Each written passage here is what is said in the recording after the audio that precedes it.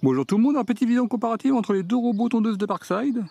La PRMA, qu'on va appeler la petite, et la PMRDA, qu'on va appeler la grande.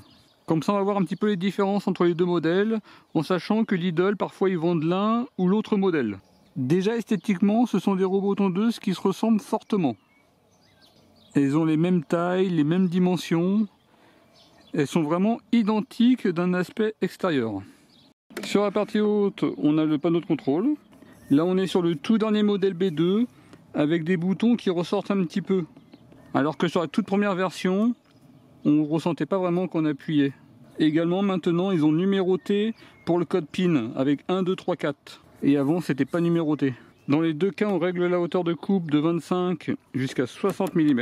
Il suffit de tourner le bouton avec les boutons d'arrêt et le capteur puits qui est ici. Concernant le déplacement, on est sur des robots tondeuses qui fonctionnent avec l'installation d'un câble périphérique sur le bord du terrain et elles ont un déplacement aléatoire. Au niveau de la connectivité, la petite, elle n'a pas de connectivité, elle n'a pas d'application mobile. Vous pouvez simplement la contrôler avec le panneau de contrôle. La grande, elle est Wi-Fi Bluetooth, on peut l'utiliser avec une application mobile. C'est sur la partie en dessous qu'on va voir les premières différences visibles. Alors déjà au niveau du moteur, là on est sur 2900 rotations minutes. Et là on est sur 3100 rotations minutes. Et surtout la largeur de coupe sur la petite, on est sur 18 cm avec un système à 3 lames. Et sur la grande, on est sur une largeur de coupe de 22 cm. Également un système à 3 lames. On est sur une largeur de coupe 22% plus grande, c'est-à-dire que sur un passage, elle va faire 22% plus de travail. Automatiquement, celle-ci sera plus rapide à tondre. Les roues avant, les roues arrière, c'est exactement pareil. Concernant les batteries, sur la petite, elle est vendue avec une batterie amovible, une Parkside X-Volt Team de 2 Ah.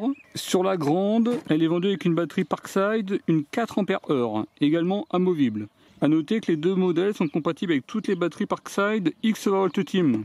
Vous pouvez mettre une 4 A sur la petite, il n'y a pas de problème. Vous voyez, si vous êtes déjà équipé en batterie Parkside, ça peut être une possibilité. La grande pourra travailler 2 fois plus longtemps que la petite.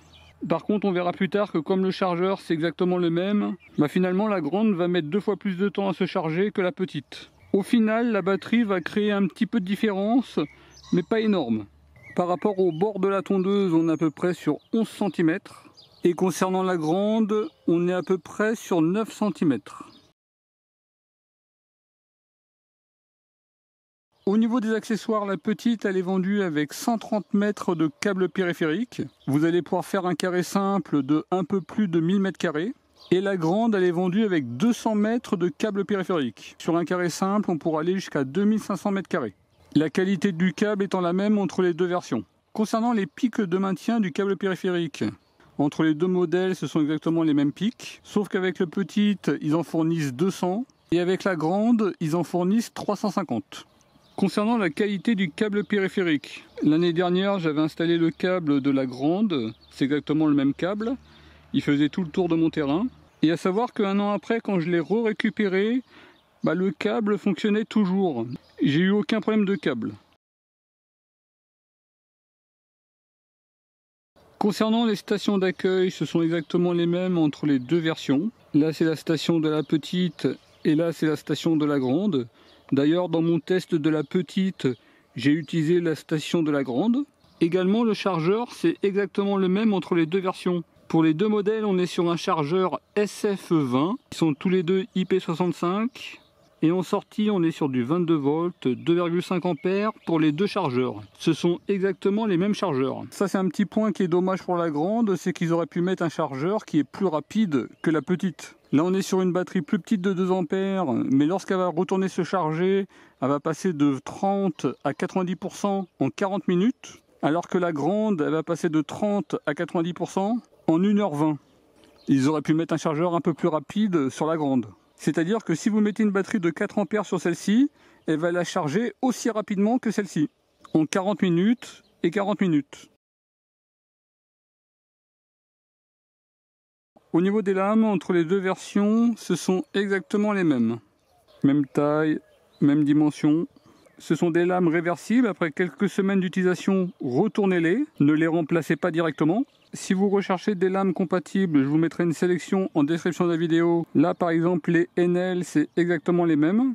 Par contre la visserie n'est pas identique à la Parkside. Il faudra réutiliser les vis Parkside. En tout cas les lames c'est exactement les mêmes et elles sont réversibles dans les deux cas. J'ai acheté une autre marque, je vous mettrai également le lien en description de la vidéo. On est sur la même dimension, le trou il est placé pareil. Celles-ci elles ont la particularité d'être réversibles, mais également de cette manière-là. Ce qui pourrait d'autant plus augmenter la durée de vie des lames. Lames que je n'ai pas encore testées. Les Enel je les ai testées, elles sont très bien. Celles-ci je les ai pas encore testées, je les testerai plus tard. En tout cas, je vous mets tous les liens en description de la vidéo. Et attention, dans les deux cas, la visserie n'est pas compatible. Il faudra réutiliser vos vis Parkside.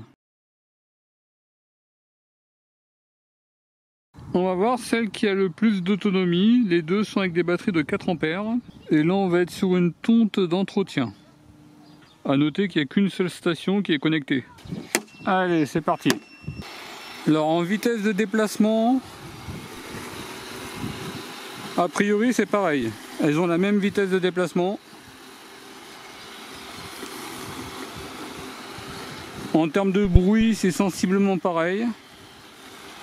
Là on arrive sur les 4 heures de fonctionnement. Je vois pas trop de différence entre les deux robots.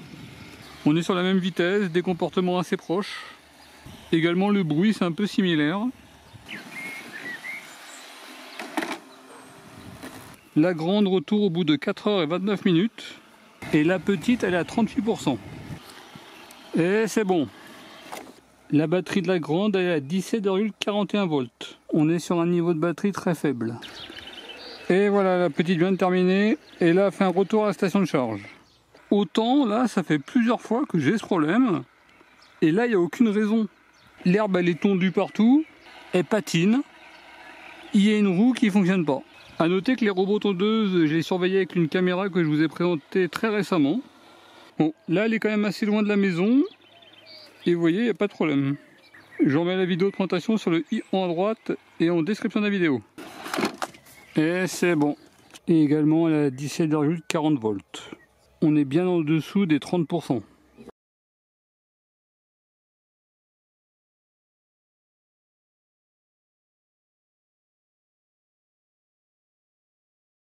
Voilà pour cette petite vidéo comparative. Là vous avez un petit résumé entre les deux modèles. Je vous invite à mettre pause, comme ça vous pouvez voir précisément les différences entre les deux modèles. Ce sont des produits qui se ressemblent beaucoup, mais il y a quand même des petites différences importantes. En tout cas sur Brico Vidéo numéro 1, vous avez les vidéos de présentation des deux modèles. Je vous remets tout en description de la vidéo. Les vidéos s'affichent également à ce niveau-là. Et concernant les accessoires, vous avez tout en description de la vidéo. En tout cas, je vous remercie d'avoir regardé cette vidéo et je vous dis à très bientôt. Au revoir.